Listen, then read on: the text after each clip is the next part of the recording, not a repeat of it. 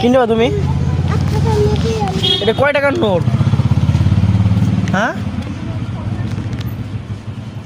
তো 500 টাকার নোট নিয়ে আসছো তুমি।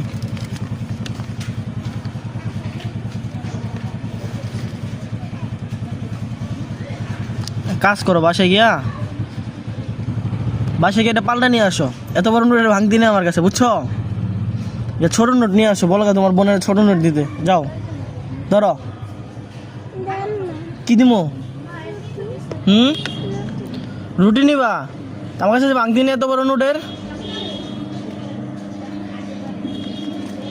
এটা ভাঙতি নিয়ে আসো। শুভ 500 টাকার নোট নিয়ে আসছে আমার কাছ থেকে বাজার নিতে। রুটি নিব 100 টাকা।